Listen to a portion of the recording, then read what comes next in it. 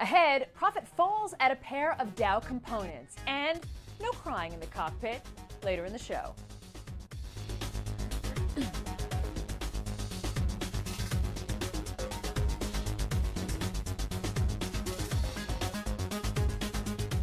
Welcome to 3 Times Square this Thursday from Reuters World Headquarters in New York. Lower production and lower prices mean lower profits at Exxon Mobil.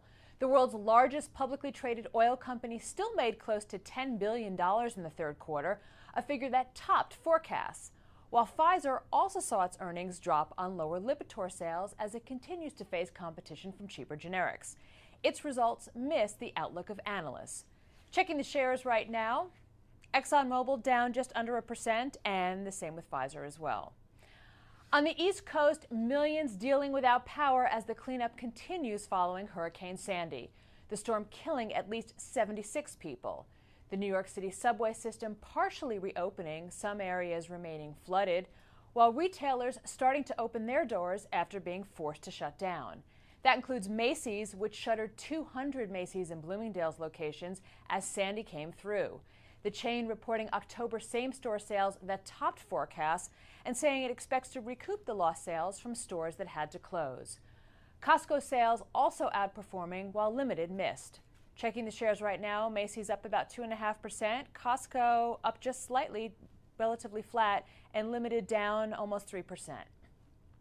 Chrysler also reporting a strong month. Our daily digit today, 10%, the sales gain in the U.S. in October. That's the automaker's best October in 5 years, and it marks its 31st straight month of sales gains. The only downside, Jeep sales fell 5%. From sales gains to share gains, thanks to our power player of the day, it's billionaire investor Carl Icahn, disclosing he has bought 10% of Netflix.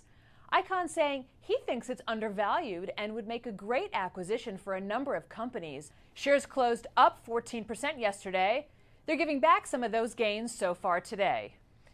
Scrutiny of a different kind facing Starbucks. Our Axel Threlfel joins us from London about that. Axel, this is a Reuters story that has gotten a lot of attention over there. Yeah, absolutely, and we're not letting it go, it seems. Starbucks is doing, in continental Europe, what we at Reuters recently showed it's been doing in the UK. Namely, Lisa, reporting losses to the taxman while boasting healthy cash flows to investors. I want to stress again here, though, as I did when we looked at the UK story, that there is no evidence whatsoever that the firm has broken any tax rules and that investors naturally expect companies to manage their tax bills. But this is clearly a good example of tax management. The company told investors its European businesses made a $40 million profit in 2011, but accounts filed for the UK, German, and the French units, which make up 90% of its European revenue, showed a loss of $60 million.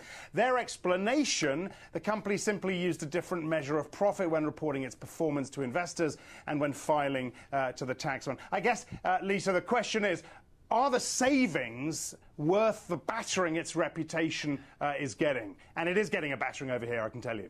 Yeah, definitely sounds like a PR hit over there for sure. Axel, thanks so much from London. Sure. Crossing party lines and bloodlines. Actor George Clooney is known for his ties to the Democratic Party, but it turns out he has a very famous relative across the aisle, former Republican President Abraham Lincoln. According to Ancestry.com, Clooney is the half-first cousin 5 times removed from Lincoln. You got that? Lincoln's mother, Nancy Hanks, presumably no relation to Tom Hanks, was the half-sister of Clooney's 4th great-grandmother, Mary Ann Sparrow. However, it's actor Daniel Day-Lewis who actually plays Lincoln in the Spielberg film opening next week.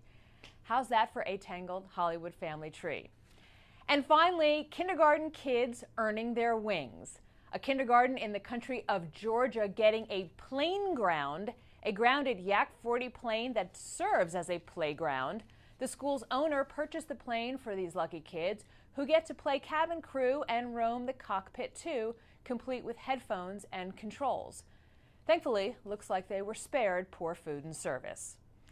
That's the latest from 3 Times Square this Thursday. You can follow us on Twitter at Reuters Insider and check out our Reuters YouTube channel at Reuters.com/ReutersTV. I'm Lisa Bernhard. This is Reuters.